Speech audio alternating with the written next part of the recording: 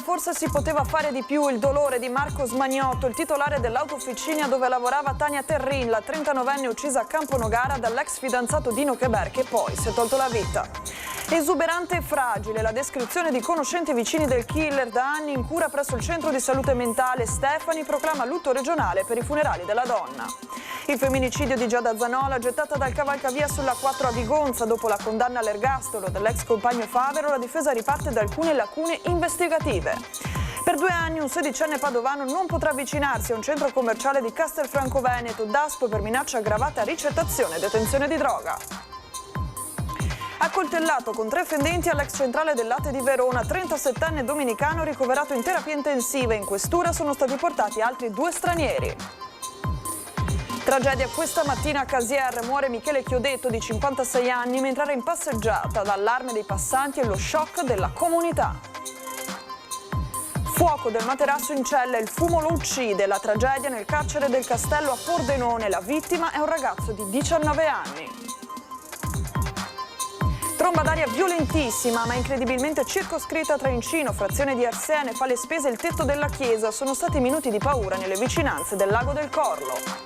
A Venezia sono già ripresi i lavori del Consiglio regionale. La Commissione Politiche Istituzionali ha votato le prime intese dell'autonomia differenziata, ma è scontro tra maggioranza e opposizione sulla data del voto ai Consiglio. Buonasera e ben ritrovati con una nuova edizione del telegiornale di Antenna 3. C'è il dolore, c'è il rammarico nelle parole di Marco Smagnotto, il titolare dell'autofficina dove lavorava Tania Terrin, la 39enne uccisa dall'ex fidanzato la notte di Ferragosto. Scusa Tania, forse si poteva fare di più. Le sue parole. Abbiamo provato a indirizzarla. Non ci siamo riusciti. Scusa Tania. Sono le parole toccanti e piene di dolore pubblicate sulla pagina Facebook dell'autofficina a Mira da Marco, il titolare della 39enne strangolata nella sua abitazione di Camponogara dall'ex fidanzato Dino Keber, che poi si è tolto la vita impiccandosi nella notte tra sabato e domenica, una volta rientrato nella sua casa a San Bruson di Dolo. Sapevamo, racconta ancora, proprio dall'ufficio in cui Tania lavorava, le eravamo vicini, ma forse si poteva fare di più. Nel momento in cui è successo quello che è successo, sicuramente qualcosa è venuto a mancare. Non lo capirà mai nessuno cosa è venuto a mancare. Quindi per quello che dico, forse si poteva fare di più, però se le istituzioni sono queste, se le leggi sono queste, se chi ha fatto questo, vuol dire che c'è su un meccanismo qualcosa che non funziona. 2 almeno, racconta, le aggressioni che Tania aveva subito. Della prima aggressione che appunto una mattina per fare colazione gli aveva tirato mi sembra una sberla, adesso non mi ricordo, poi venuta qua, l'avevo vista che era un po' scossa e gli ho chiesto se poteva andare in pronto soccorso a farsi vedere. E dopo da là gli hanno detto che aveva un problema con il timpano e questo è a dicembre. Invece ad aprile io ero via in moto e mi scrive se conoscevo qualcuno a Dolo perché era in pronto soccorso da X tempo. E gli ho chiesto cosa è successo e là mi ha mandato referto con tentato soffocamento e quant'altro. E là diciamo, vabbè, ho chiuso la conversazione e il giorno dopo ci siamo visti qua e ho detto adesso prendi, vai, fai. E a quel punto Tania si è decisa ad andare dai carabinieri e sporgere querela. A giugno arriverà l'ammonimento del questore nei confronti di Keber. Ma nonostante questo la 39enne non si sentiva al sicuro, motivo per cui aveva chiesto ai vicini di casa di non aprire la porta a Keber qualora si fosse presentato. Anche dopo l'episodio di dicembre, prima della querela, i timori erano forti, tanto che i genitori non la lasciavano mai sola. Io ogni tanto gli scrivevo se sei da sola, no, adesso sono chiusa dentro casa, tutto chiuso, mia mamma è appena andata via e queste cose qua, insomma. Quindi i genitori cercavano di non lasciarla mai da sola? Penso proprio di sì, insomma, dai. Cioè, per quello che mi ha detto lei, sì. Prima di chiudere l'autofficina per le ferie, Marco si era sincerato che Tania non lo sentisse più e sembra che fosse così. Gli chiedevo se lui lo sentiva ancora, lei mi diceva di no. Quindi, Quando gliel'ha chiesto se lo sentiva ancora ultimamente? Sì, diciamo che sarà roba di 20 giorni, un mese fa, gli ho chiesto se aveva più sentito qualcosa, mi ha detto no, l'ho bloccato da tutte le parti, ho chiesto addirittura che non aprissero la porta se lo vedevano. Lunedì l'autofficina di Via Ticino riaprirà i battenti, ma su quella sedia Tania non ci sarà, lasciando un vuoto incolmabile. E il presidente del Veneto, Alberto Stefani, ha proclamato lutto regionale nel giorno dei funerali di Tania Terrin. Non è la prima volta, ha dichiarato che la nostra comunità è costretta a misurarsi con la drammatica piaga sociale del femminicidio. Quanto è accaduto a Tania ci dice che non abbiamo lavorato abbastanza e bisogna impegnarsi ancora molto perché simili crimini non succedano. È fondamentale intervenire con decisione a livello educativo, preventivo e repressivo perché il femminicidio non deve essere neanche lontanamente inimmaginabile in una comunità civile, ha concluso il presidente Stefani. Un bravo ragazzo, sebbene esuberante, con una forte fragilità. È questa la descrizione di conoscenti e di vicini di casa del femminicida Dino, da anni in cura presso il centro di salute mentale della ULSS di Dolo. Era una persona buona, per conto mio, molto gentile, con tanta gentilezza, cordiale. No, io non posso dire proprio niente di quel ragazzo. Io mi sono meravigliata perché ho detto fare una cosa così. Non penso un uomo per me, era molto bravo, una persona per bene. Adesso devo parlare con una signora e le sofferenze e basta. Mi dispiace tanto. Qua bisogna benedire veramente. Viene descritto così dai vicini di casa Dino Keber, un uomo energico, a tratti un po' esuberante, ma tutto sommato una brava persona. Ma dietro quella facciata di normalità si nascondeva un baratro fatto di dipendenze, problemi di salute, soffriva di una grave forma di diabete e un'ossessione tossica. Per questo da anni era seguito dal centro di salute mentale della ULSS di Dolo, dove si era recato spontaneamente e da dove non era mai stato prescritto un TSO. Il suo disagio però non era invisibile. Ad accorgersi che qualcosa non andava anche l'avvocato Matteo D'Angelo. Lo conosceva da oltre 30 anni. Come legale racconta di come a suo avviso l'abisso di Keber avesse avuto inizio con la separazione dalla figlia per la fine della relazione con la compagna madre della bambina. Sicuramente quello che è successo con sua figlia l'ha segnato, ma non posso escludere che anche quello sia stato una concausa di altre cause poi provenienti da molto più distante, da quando era molto più piccolina. Insomma. So che ha avuto delle relazioni difficoltose, questo per sua stessa ammissione, ma i termini delle difficoltà non li conoscevo. No, ha sempre avuto delle enormi fragilità segnate dalla perdita di un fratello, dove lui eravamo piccolini tutti e due, il fratello era un po' più grande, morì di overdose, e la separazione dei genitori, un rapporto con il padre non proprio idilliaco, e quindi insomma questa fragilità che poi da un certo punto di vista veniva compensata o dal canto suo mascherata con questa sua estrema vitalità, diciamo così, nello sport motoristico, nel dedicarsi ai motori, quasi a livello estremo. I motori, la passione di Keber, al punto che aveva trasformato una parte della sua abitazione in officina dove lavorava come meccanico, sebbene completamente abusivo. E questa alle mie spalle, a San Bruson di Dolo, la casa officina dove Dino Keber, il femminicida, abitava, viveva e lavorava. Una casa officina gestita in modo completamente illegale, era infatti sprovvisto di qualsiasi tipo di autorizzazione. Una vita condotta al limite, questa dell'assassino, nel cortocircuito comunicativo tra istituzioni sanitarie e quelle preposte alla sicurezza. Così il sindaco di Dolo Favero, che fa anche un mea culpa. Ritengo che ora le indagini e gli approfondimenti siano fondamentali, ecco, per capire quale cortocircuito, come lei ha detto, se c'è, se esiste, perché sia avvenuto. Ecco, di fondo però c'è qui un carico appunto di responsabilità e di anche indifferenza che deve essere colmato attraverso, lo ripeto anche a me stesso, un ruolo educativo. Ci spostiamo ora su un altro drammatico femminicidio, quello di Giada Zanola, perché dopo la conclusione del processo di primo grado e la condanna all'ergastolo dell'ex compagno Andrea Favero sono state rese note le motivazioni della sentenza e la difesa, seguita dall'avvocato trevigiano Fabio Crea, è al lavoro sull'appello. Non c'era premeditazione, ma un atto legato alla gelosia e alla disperazione per la fine del loro rapporto e la perdita del figlio. Depositata la sentenza che ha portato la Corte d'Assise del Tribunale di Padova a condannare il 14 maggio scorso all'ergastolo Andrea Favero, 41 anni, ex camionista.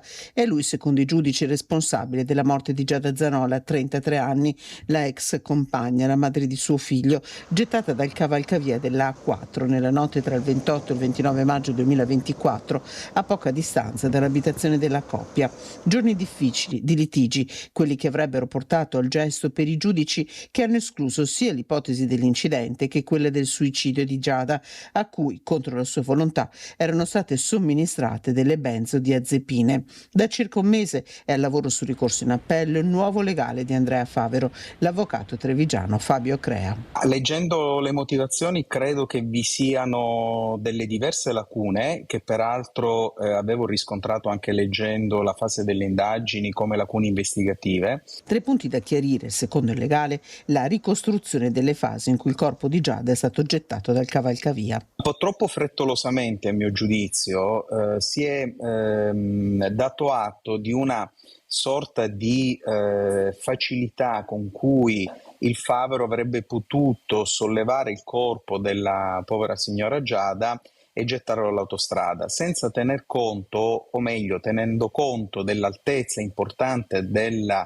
barriera del cavalcavia, ma avendo dotato il Favero di capacità tali da poter facilmente sollevare il corpo, alzarsi oltre 1,70 m dalla barriera e gettare il corpo. A questo va aggiunta anche la posizione dell'auto di Andrea Favero, continua Crea. Tutti questi elementi che costituiscono elementi nella ricostruzione dinamica precedente, o meglio funzionale alla realizzazione di quello che nell'ipotesi di accusa è stato il getto del corpo di Giada dalla barriera del cavalcavia, è stato molto, per certi aspetti, banalizzato, peraltro in maniera troppo superficiale, non valutato. Andrea Favero e il suo avvocato ha ribadito di aver lasciato Giada Zanola viva sul cavalcavia.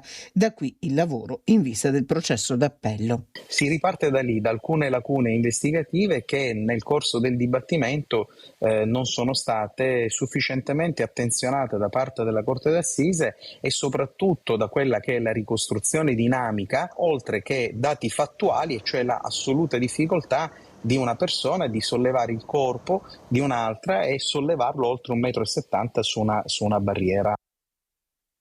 Ci spostiamo ora a Verona perché sono in corso indagini serrate per la violenta aggressione di ieri all'ex centrale del latte in Zai, dove un uomo è stato accoltellato con 3 fendenti e poi portato in codice rosso all'ospedale di Borgo Trento. La vittima è un cittadino domenicano di 37 anni che ora sarebbe fuori pericolo di vita. A dare l'allarme al 118 sono stati alcuni soggetti, pare senza fissa dimora. L'uomo è ricoverato in terapia intensiva. Sul posto, in prima battuta, le volanti, quindi la squadra mobile che sta seguendo le indagini. In questura sono stati portati altri 2 stranieri che dovranno rispondere alle domande degli inquirenti che stanno cercando di ricostruire la dinamica dei fatti.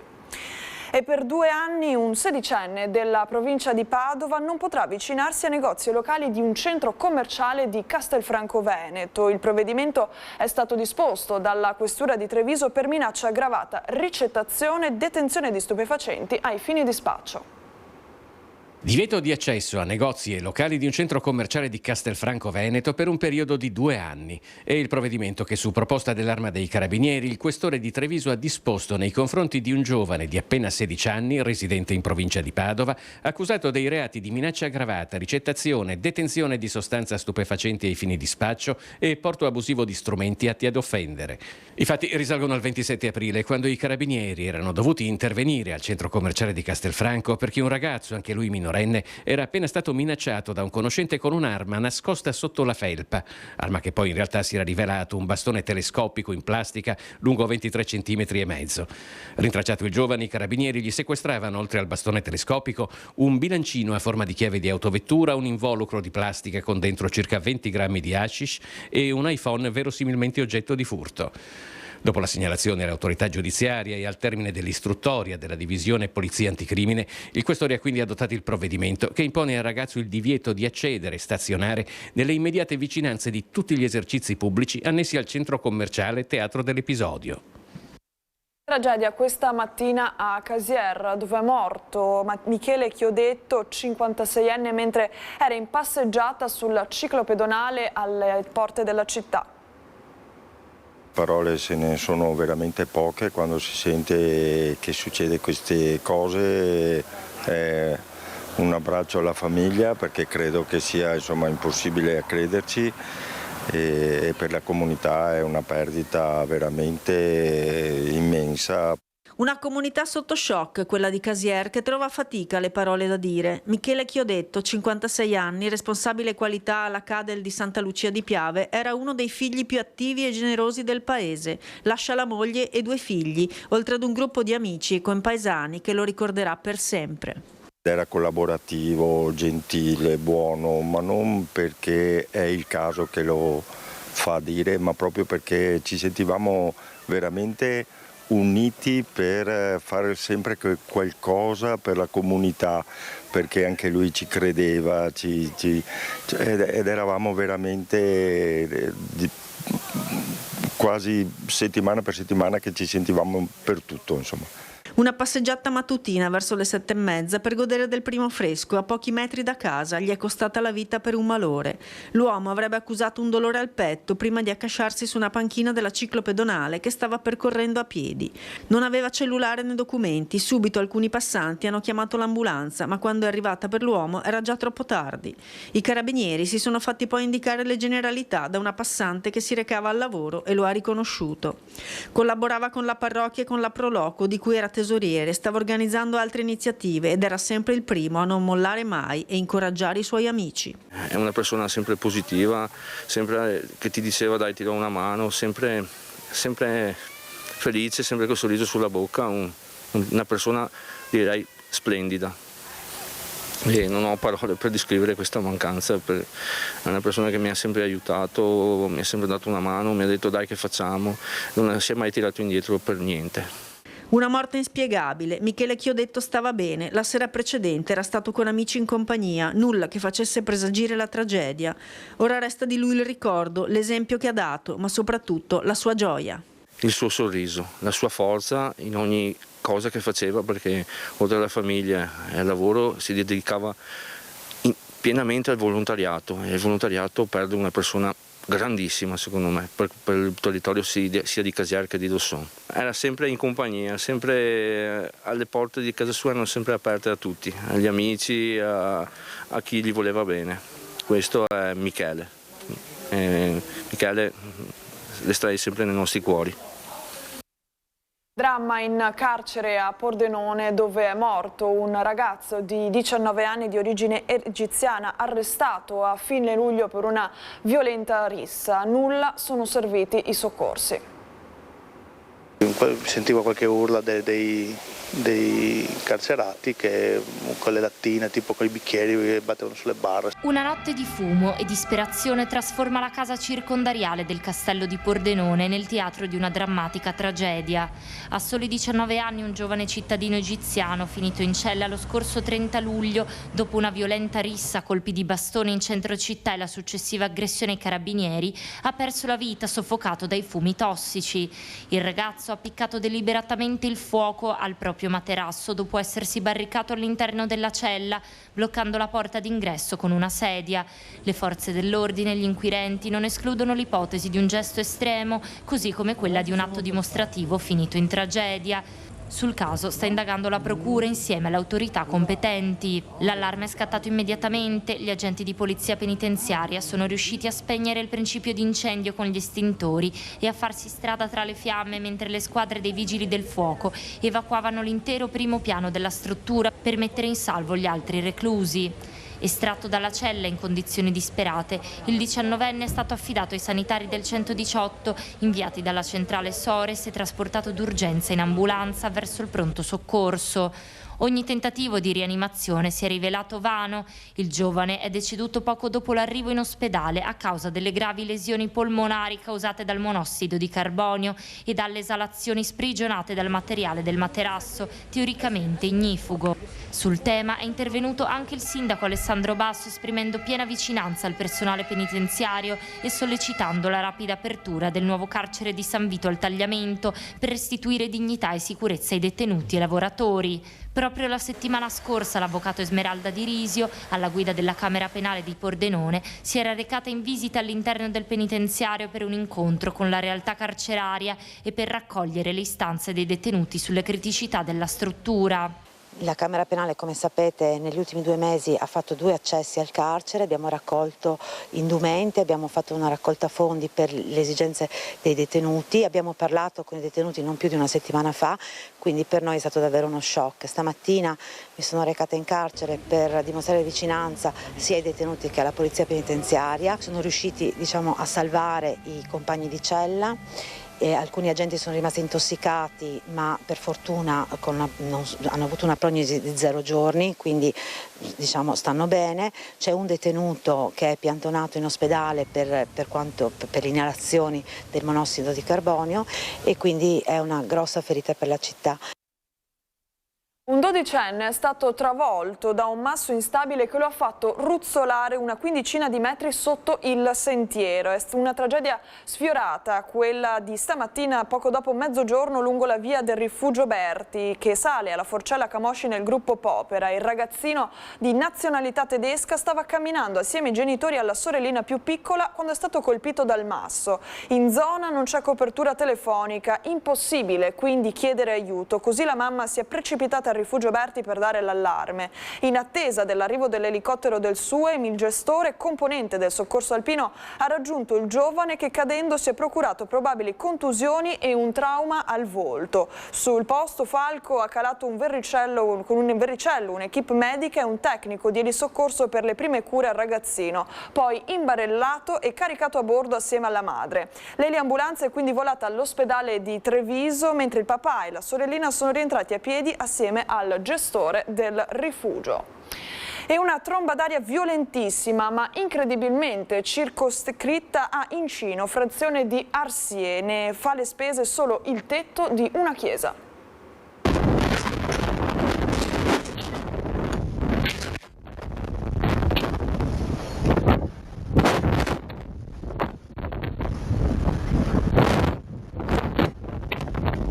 Momenti di panico per una tromba d'aria a Incino, frazione di Arsie, collocata in alto sopra il lago del Corlo.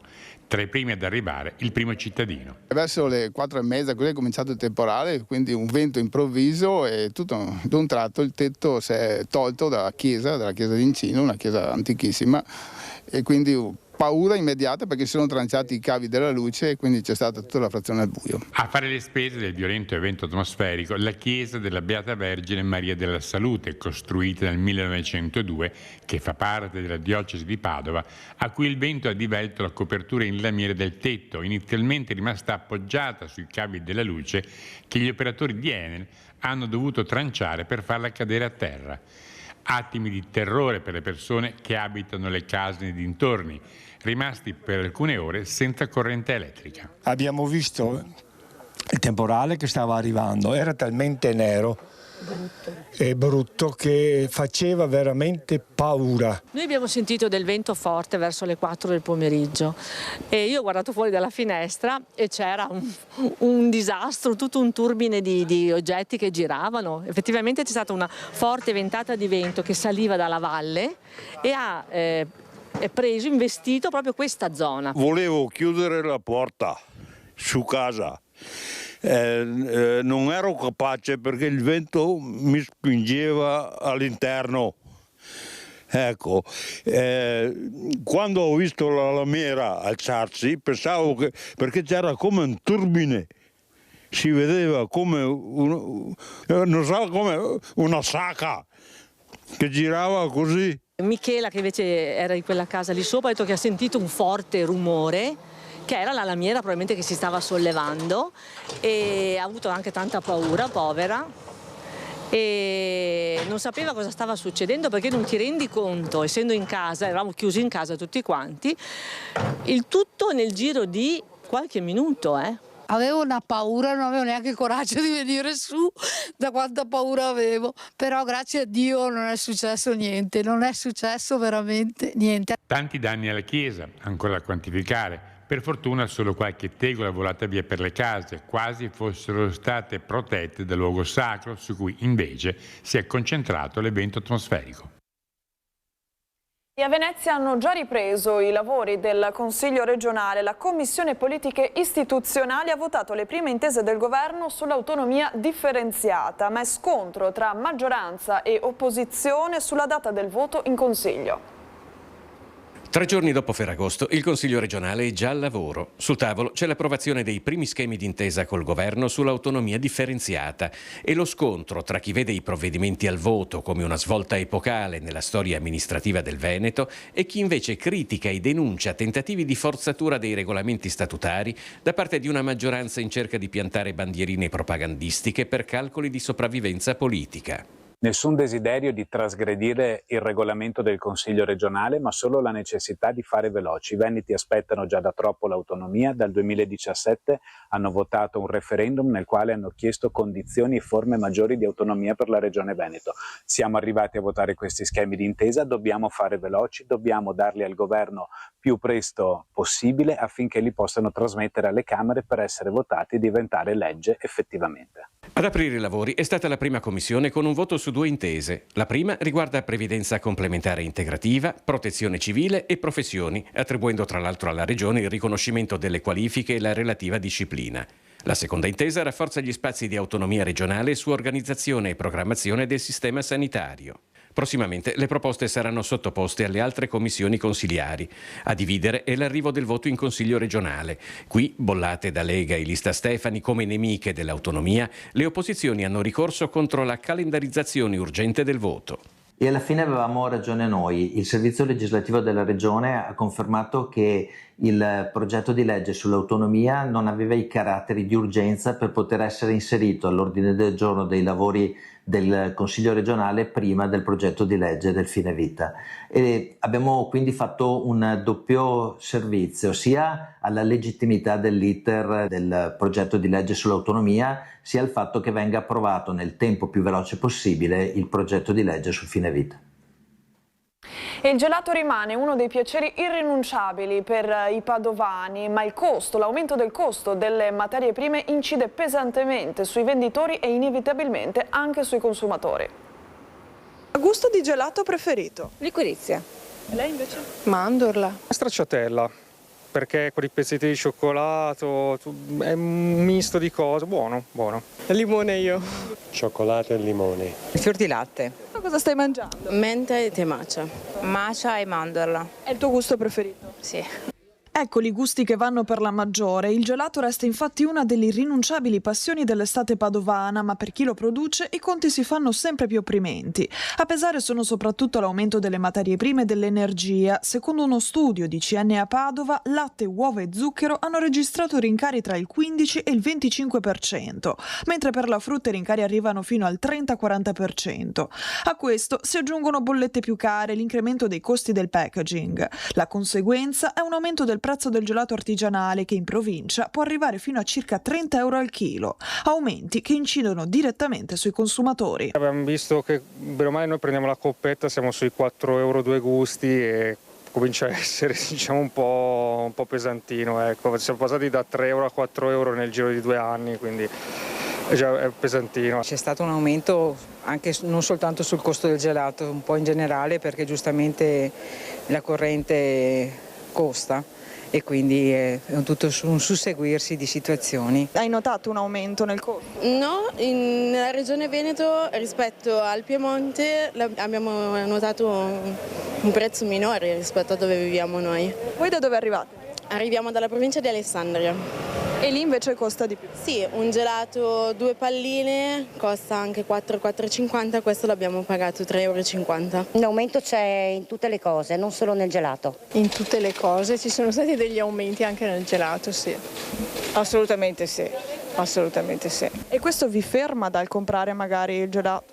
No, assolutamente no. È un piacere il gelato, quindi quando c'è quello buono ovviamente si paga anche un pochino di più.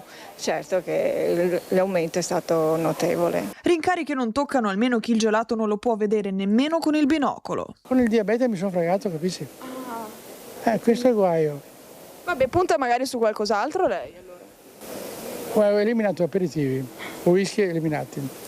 Bevo acqua e sto molto meglio. Conduci una vita sana quindi. Guardi, c'è un piatto. E questa era anche l'ultima notizia di oggi, l'informazione di Antena 3. Vi dà appuntamento alla prossima edizione. Grazie per essere stati con noi e buona serata.